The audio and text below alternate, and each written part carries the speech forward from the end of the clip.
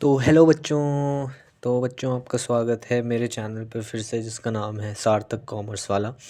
तो यार please support करो।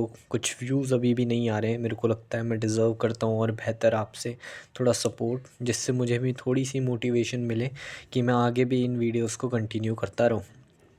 तो पिछली वीडियो में हमने कवर किया था कॉरपोरेट लेवल स्ट्रैटेजीज़ क्या होती हैं, और उसके अंदर जो हमारे सबसे पहला टाइप था, जो हमने स्टेबिलिटी स्ट्रैटेजी जो था वो कवर कर लिया था। आज हम इसके तीन जो थे इंटरनल टाइप्स जो हैं, या जो कॉरपोरेट लेवल स्ट्रैटेजी के तीन टाइप्स हैं, तीन स्ट्रैटेजीज़ जो इसके अंदर आती हैं, उन्हें भी कवर करेंगे। तो जल्दी जल्दी हम स्टार्ट करते हैं। तो स्टेबिलिटी स्ट्रैटेजी के बाद दूसरी जो कॉरपोरेट लेवल स्ट्रैटेजी के अंदर आती है, उसे कहते हैं हम ग्रोथ स्ट्रैटेजी। तो इसे कहते हैं हम क्या? Growth strategy. तो ग्रोथ स्ट्रैटेजी क्या होती है? ग्रोथ स्ट्रैटेजीज़ बेसिकली ऐसी स्ट्रैटेजीज़ होती हैं जिनका मेन फोकस होता है एक ऑर्गेनाइजेशन को ग्रो करना और उसकी ग्रोथ पे ध्यान देना। Strategies which focus on the growth of the organisation are known as growth strategy. यानी कि वो स्ट्रैटेजी जो एक ऑर्गेनाइजेशन की ग्रोथ पे ज़्यादा प्रेफरेंस देती हैं, या एक ऑर्गेनाइजेशन की ग्रोथ पे ज़्यादा फोकस करती हैं, उन स्ट्रैटेजीज़ को हम ग्रोथ स्ट्रैटेजीज़ कहते हैं। ग्रोथ स्ट्रैटेजीज़ जो होती हैं, इन स्ट्रैटेजीज़ का जनरली ये मानना होता है, या ये स्ट्रैटेजीज़ ये कहती हैं कि एक ऑर्गेनाइजेशन को हमेशा अपने एक्सपेंशन पे ध्यान देना चाहिए अपनी स्टेबिलिटी और सर्वाइवल को इंश्योर करने के बाद। इसीलिए जो पहले आती है वो हमारी स्टेबिलिटी स्ट्रैटेजी आती है, जो कहती है कि सर्वाइवल इंश्योर करो। सर्वाइवल इंश्योर करने के बाद आप ग्रोथ स्ट्रैटेजी ये कहती है इस स्ट्रैटेजी के अकॉर्डिंग कि एक ऑर्गेनाइजेशन को फोकस करना चाहिए अपने आप को एक्सपेंड करने में, और वो एक्सपेंड कर सकती है डाइवर्सिफिकेशन के थ्रू। तो all and all growth strategy यही कहती है that these strategies focus on expansion of organisation by diversifying the product range. यानी कि ये स्ट्रैटेजीज ज़्यादा फोकस करती हैं एक्सपेंशन पे ऑर्गेनाइजेशन के, डाइवर्सिफाई करके प्रोडक्ट रेंज को। तो growth strategy all and all अगर मैं बताऊं तो कहने का मतलब है इसके अंदर वो स्ट्रैटेजीज आती हैं जो ये कहती हैं कि एक ऑर्गेनाइजेशन को अपनी ग्रोथ पे ज़्यादा ध्यान देना चाहिए। ग्रोथ वो कैसे कर सकती है? प्रोडक्ट्स को डाइवर्सिफाई करके कर सकती है, अपना जो प्रोडक्ट बना रही है उस पर कॉन्सेंट्रेट करके कर सकती है, और साथ ही साथ वेरियस एक्टिविटीज़ को इंटीग्रेट करके कर सकती है। अब ग्रोथ स्ट्रैटेजी के अंदर भी तीन कंपोनेंट्स आते हैं। पहला आता है कंसंट्रेशन। कंसंट्रेशन, क्योंकि देखो यार, ये जो ग्रोथ स्ट्रैटेजी है ना, इसका मेन मोटिव होता है ग्रोथ को अचीव करना। तो ग्रोथ को अचीव करने के लिए आपको इन तीनों कंपोनेंट्स को ना इस तरीके से ही परफॉर्म करना पड़ेगा। तो ये तीनों कंपोनेंट्स कहते हैं। कंसंट्रेशन स्ट्रैटेजी कहती है कि हमेशा एक ऑर्गेनाइजेशन को ग्रोथ अचीव करने के लिए शुरुआती दौर में जिस प्रोडक्ट पे वो ध्यान दे रही है उसी प्रोडक्ट पे ज़्यादा कंसंट्रेट करना चाहिए। यानी कि एक ही प्रोडक्ट, जो प्राइमरी प्रोडक्ट पे वो ध्यान दे रही है सबसे पहले, उसी पे सारे जनरली रॉ मटेरियल लगाएं, अच्छी क्वालिटी का मटेरियल लगाएं, ताकि जब उसकी मार्केटिंग अच्छी हो जाए या उसकी सेल्स अच्छी बढ़ जाए तब आप डाइवर्सिफिकेशन पे भी जा सको, क्योंकि पैसा भी तो चाहिए आपको डाइवर्सिफिकेशन के लिए। तो कॉन्सेंट्रेशन स्ट्रैटेजी टोटली ये कहती है that for growth initially concentrate on one product, एक ही प्रोडक्ट पे कॉन्सेंट्रेट कीजिए। दूसरी आती है इंटीग्रेशन। इंटीग्रेशन का मतलब होता है जोड़ना। तो ग्रोथ स्ट्रैटेजी के अंदर इंटीग्रेशन स्ट्रैटेजी जो होती है वो ये कहती है, ये स्ट्रैटेजी कहती है कि हमें एक ऑर्गेनाइजेशन को ज़्यादा से ज़्यादा एक्टिविटीज़ को जोड़ के परफॉर्म करना चाहिए, जिससे क्या होता है, बिज़नेस का स्केल जो होता है वो बड़ा हो जाता है।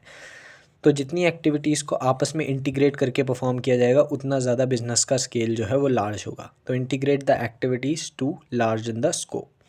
तीसरा आता है आफ्टर ऑल डाइवर्सिफिकेशन। अब जब तक आप कंसंट्रेट नहीं करोगे, क्या तब तक आप डाइवर्सिफिकेशन में पहुंच जाओगे? क्योंकि डाइवर्सिफिकेशन के लिए भी तो फंडिंग चाहिए। अगर एक ऑर्गेनाइजेशन अलग अलग फील्ड में प्रोडक्ट्स बना रही है, जैसे टाटा है, टाटा जो था उसने पहले स्टील से शुरू किया, फिर वो कंज्यूमर्स के प्रोडक्ट में भी आया, ऑटोमोबाइल्स में भी आया। तो जब वो अपनी एक फील्ड में एक्सेल कर पाया, यानी कि कॉन्सेंट्रेट किया उसने एक फील्ड में, तभी तो वो यहाँ भी पहुँचा। तो यही ग्रोथ स्ट्रैटेजी के अंदर जो तीन कंपोनेंट्स है वो कहते हैं। तो तीसरा है डाइवर्सिफिकेशन।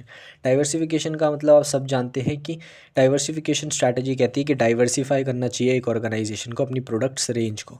या जैसे कि टाटा इसका एग्जांपल है, स्टील में भी है, इसका जो प्रोडक्ट असॉर्टमेंट है बहुत अच्छा है, यानी कि हर प्रोडक्ट में आपको टाटा मिलेगा, स्टील में मिलेगा, ऑटोमोबाइल्स में मिलेगा, कंज्यूमर प्रोडक्ट्स में मिलेगा।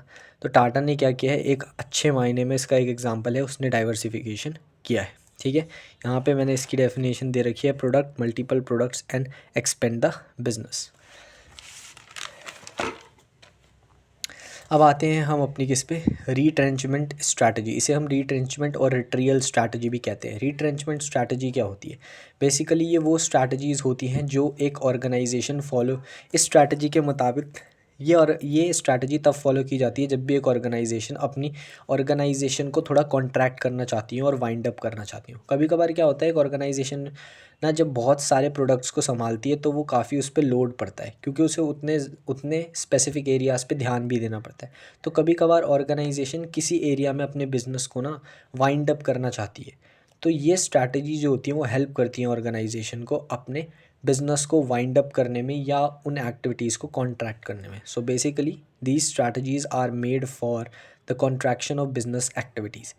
Strategies use during the wind up, यानी कि वाइंडिंग अप के समय, डिसइन्वेस्टमेंट के समय, लिक्विडेशन के समय, ये सारे इन सब चीज़ों को हम रिटेंशन स्ट्रैटेजी के अंदर ही परफॉर्म करते हैं। अब रिटेंशन स्ट्रैटेजी के अंदर 3 कंपोनेंट्स आते हैं। पहला डिसइन्वेस्टमेंट, आप सब जानते हो।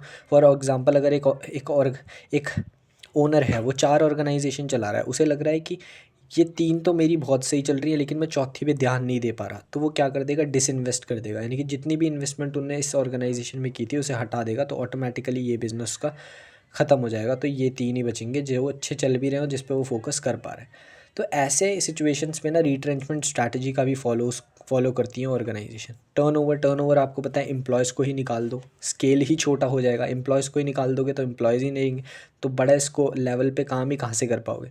टर्नओवर कर दो। लिक्विडेशन मतलब होता है बंद कर देना, यानी कि अपने बिजनेस को बेच दो किसी को, ऑल एंड ऑल। ठीक है, तो डिसइन्वेस्टमेंट, टर्नओवर और लिक्विडेशन रिट्रेंचमेंट स्ट्रैटेजी के 3 एलिमेंट्स होते हैं, या आप कह सकते हो ये तीनों भी एक स्ट्रैटेजी है अपने आप में। लास्ट आती है कॉम्बिनेशन स्ट्रैटेजी, सबसे सिंपल। इसके नाम ही इस स्ट्रैटेजी को पूरी तरीके से आपको क्या कर रहा है, समझा रहा है। कॉम्बिनेशन स्ट्रैटेजी यानी कि अभी जितनी हमने तीनों स्ट्रैटेजी पढ़ी इससे पहले, स्टेबिलिटी स्ट्रैटेजी, ग्रोथ स्ट्रैटेजी और रिट्रेंचमेंट स्ट्रैटेजी, उन तीनों का जो मिक्सचर है वो ये कॉम्बिनेशन स्ट्रैटेजी। कॉम्बिनेशन मतलब सबका mixture. These strategies are the mixture of all the strategies. These strategy include stability, growth and retrenchment as well. So basically combination strategy एक ऑर्गेनाइजेशन फॉलो करती है तब जब वो चाहती है कि स्टेप बाय स्टेप हर चीज़ को अचीव करना। पहले स्टेबिलिटी को अचीव करना, फिर ग्रोथ भी करना, और आफ्टर दैट जब ग्रोथ एक एक एक्सीड कर जाए तो उसके बाद रिट्रेंचमेंट को भी फॉलो करना।